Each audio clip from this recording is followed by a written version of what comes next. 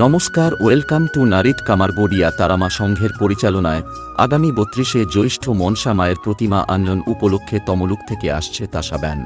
আগামী ১লা আষাঢ় মনসা মায়ের আরাধনা